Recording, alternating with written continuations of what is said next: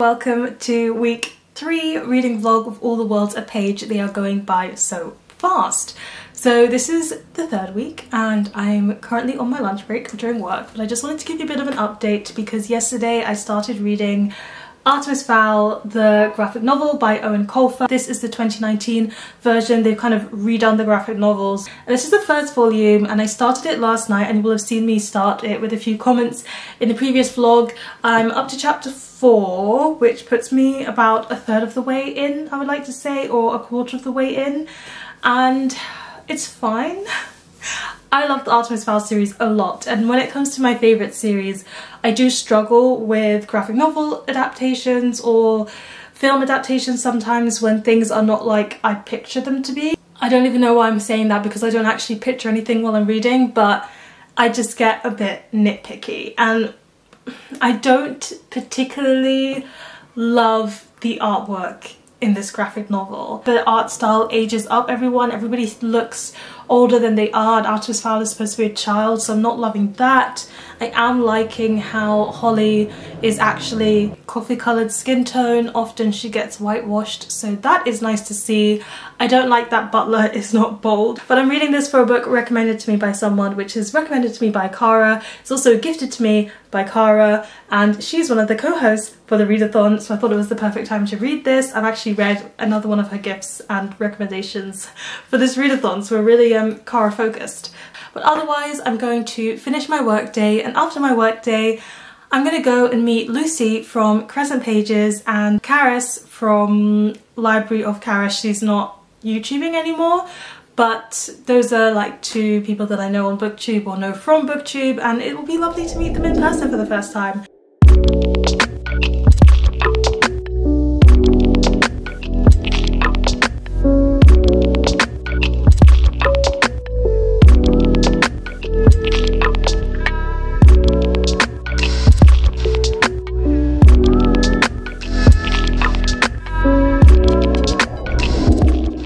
I also just sat down and finished reading Scars Like Wings by Erin Stewart, and this book was really good. It hit me by surprise and it just kept hitting me. I did some research from the last time I've updated you, and it's not Own Voices. The author is not a burn victim survivor. However, she has been inspired by a certain person who she's worked very closely with. There's a whole YouTube video about her experience meeting Victor and how he became the inspiration for this book, so I'll leave a link to that down below. And I can't comment on the burn victim survivor representation, but as someone who has been a carer for and lived alongside someone with an outward visible disability, I did see lots of things that felt very true in terms of the way other people react and some of the mannerisms that the main characters have in terms of their mental health journey that accompanies their physical disability journey. So I felt like it was authentic in some areas, but please do take my words with a pinch of salt. But yeah, I did think this was a very moving story, and I'm really just... I basically closed the book and I just sat there like... and I just had to take it all in because it just ended on such a beautiful note, and it just... this book. At one point while I was reading, about halfway through, I was a bit worried that it was going to fall into the believing is healing kind of pattern, and also some other patterns that I think are a bit troublesome, but it veered away from that and went back down a path that I could appreciate. So I was glad of that while reading. I got a bit worried there in the middle, but it was definitely hard-hitting. It's definitely got some content warnings, so see the description box down below for that. But this is a really solid young adult contemporary with disability representation, not only burn victim survivor but also wheelchair user, and I appreciated how messy it was in terms of the friendship. I feel like it's not one of the messiest friendships I've seen in young adult, but it definitely puts the M in messy, that's what I'll say. And I also liked how it showed the like messiness of teenage romantic feelings while also dealing with grief, while also dealing with her own trauma and grief around her body and how other people perceive her. It was just a really solid book. It also has a love for theatre. Our main character loves theatre, so you get to hear about musicals and plays and all of that jazz, and as someone who loves theatre too, it was like heartwarming to see it, and it tied in well with the story. So this was another good one. I feel like I've had such a good reading month this month. There's just been so many bangers. There's only been one book that I didn't like so far. I've also chosen this book for the prompt of Julius Caesar, Et tu, Brute? Read a book that will stab you in the feels, and you could take stab you in the feels which way you wanted to. And this book definitely stabbed me in the feels, okay? I think books that have solid disability representation tend to stab me in the feels quite a lot for personal reasons, so this one definitely did that and fits that prompt. I didn't think this book was gonna fit any prompt, so I'm very, very happy that it did. I'm so tired.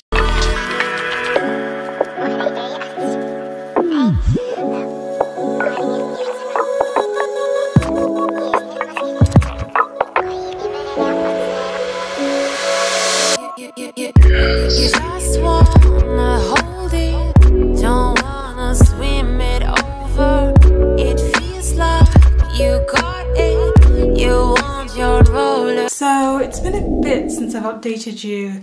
I've just been working really, and yesterday I did go and see a choreo poem performed, which won't be at Brixton House by the time this vlog goes up, but I went to see Saturn Returns, which is like a choreo poem that involves dance and movement and poetry and acting, and it was so good. I really, really enjoyed it. It was nice to be there with a new friend, and it was so good. I'm still like processing all of the meanings to it, but seeing the dance and movement on the stage added to it all the more, and the poetry was just amazing. I really hope that it's published as a book because I would like to read that poetry as well and process it. The references were exquisite. There was some rhyme in some places.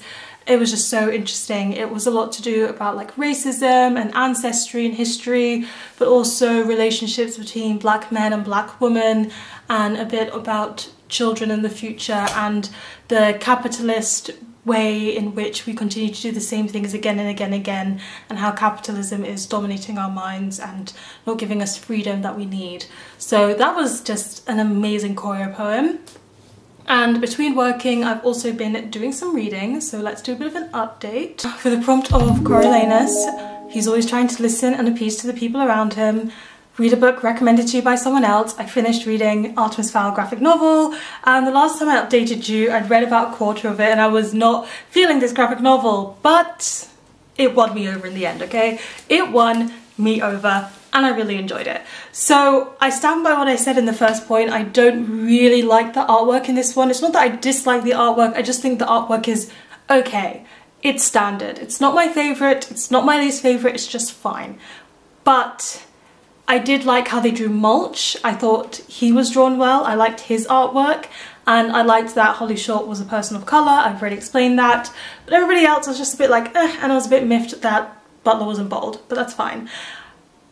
And even though the artwork is kind of the imperative thing, the pivotal thing for a graphic novel adaptation of a text, I still just loved the story so very much, and it was just so nice to reread Artemis Fowl in a distilled version where I could quickly reread it faster than I could reread the book, and I just got to re-experience and fall in love all over again with the characters and their relationships, seeing Butler and his sister and his closeness and protectiveness towards his sister, but also just seeing the beginnings of reluctant respect and reluctant teamwork between certain characters, as well as seeing the friendship and sheer trust between Artemis Fowl and Butler. I loved it, I loved it. You get a magical fantasy heist story. It's middle grade, so it's like child appropriate, and it was great. It was fun. I enjoyed getting to experience it all over again, and because this is the first time, actually it's not the first time I'm rereading it, and it was a good time in the end. The graphic novel won me over and I really, really enjoyed it.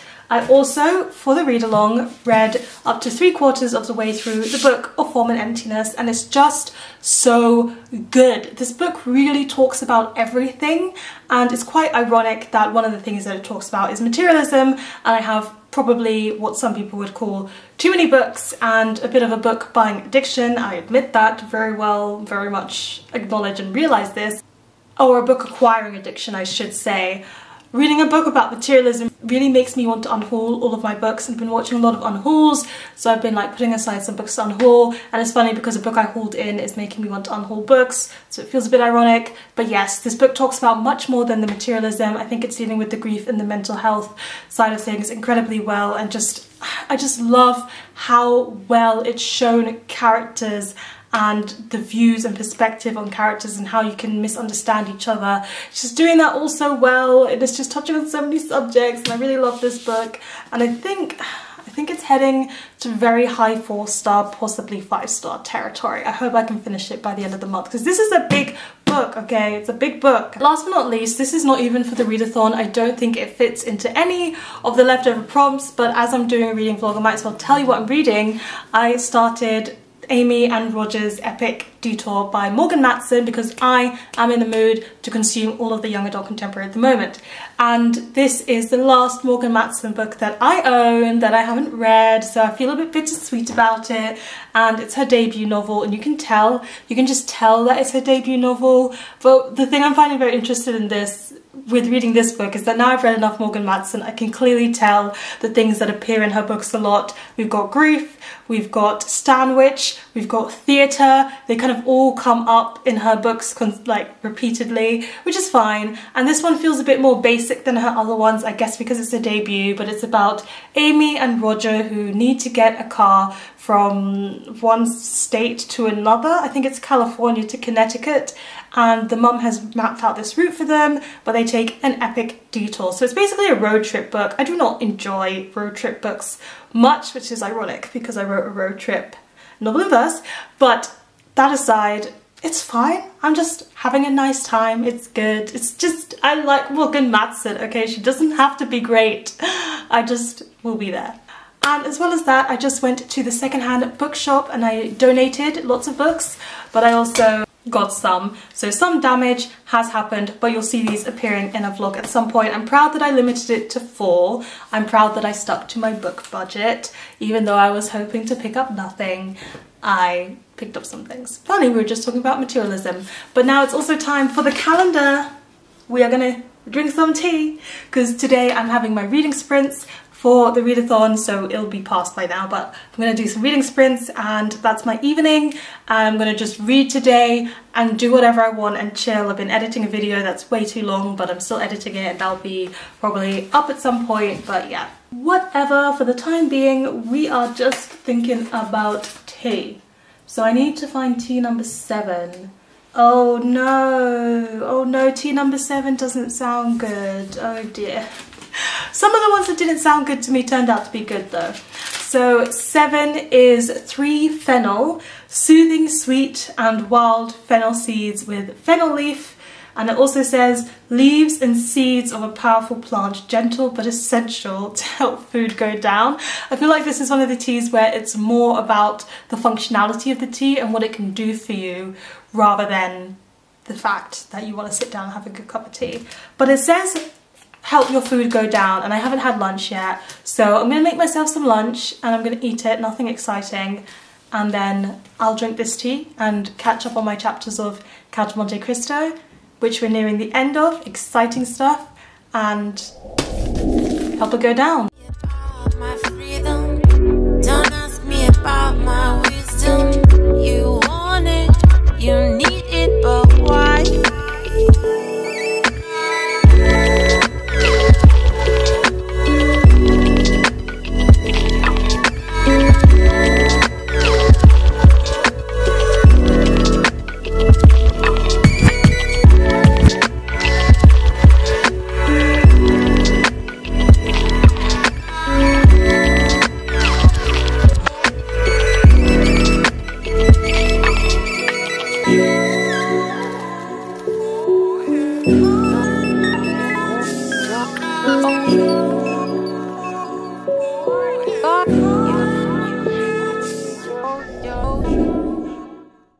I've had a really good chill weekend. I just came back from church and I was on kids today, so it's just always nice for me to spend time with kids.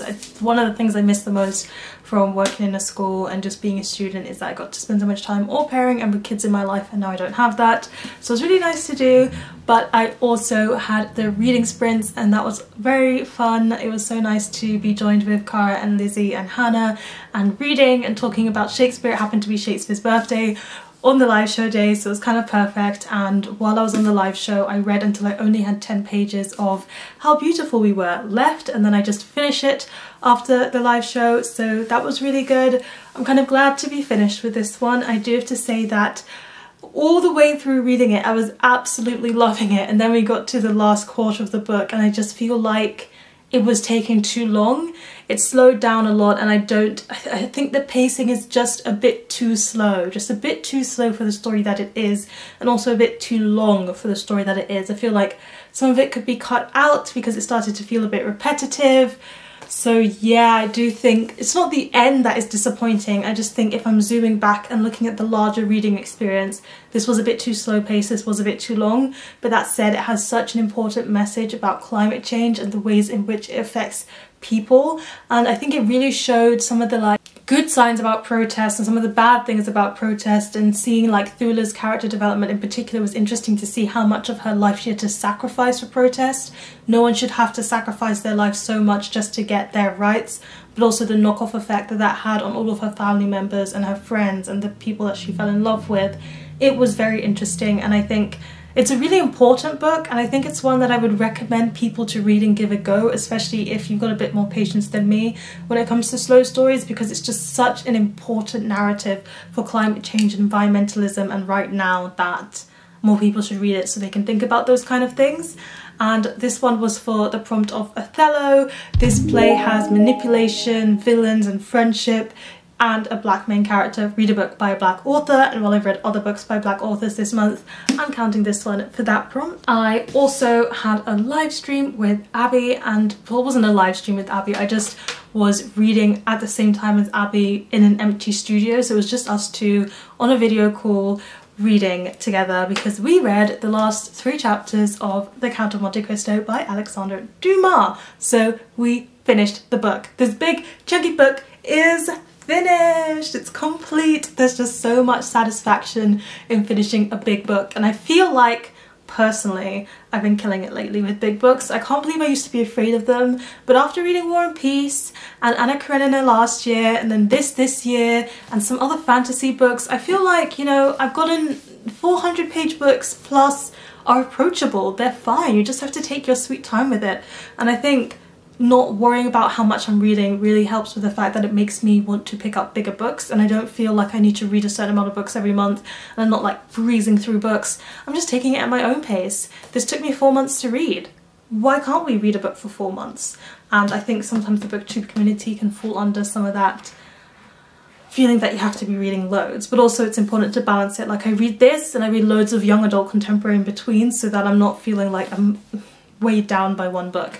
But about the book itself, I was counting this for the prompt of Hamlet, which is one of my favourite plays, and it's Shakespeare's longest play, so you could read either a 5-star prediction or a big book, and I thought if I finish this one it fits for both, because this was a 5-star prediction for me and it is a very big book. My edition is about just under 900 pages, but I think if you've got a normal size font it's actually 1,000 to 1,500 pages from what I have heard.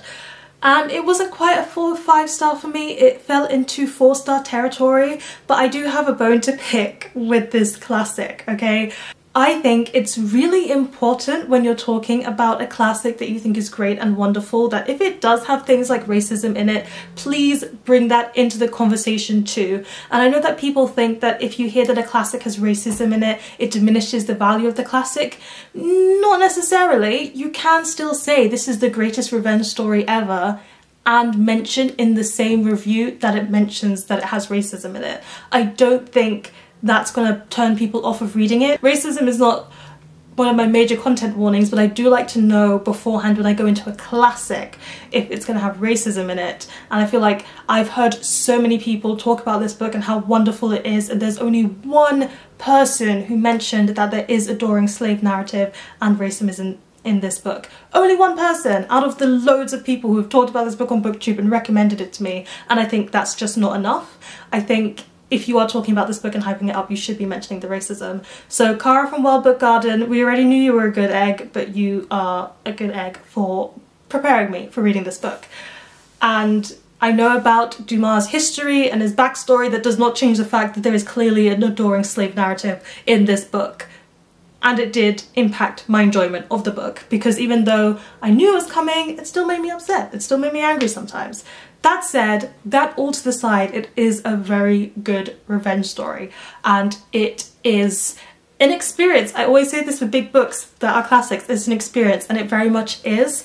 I really liked the beginning of it, where you get Dante's perspective and you're just feeling so many things for him, and you're outraged and you're angry and you're like, what?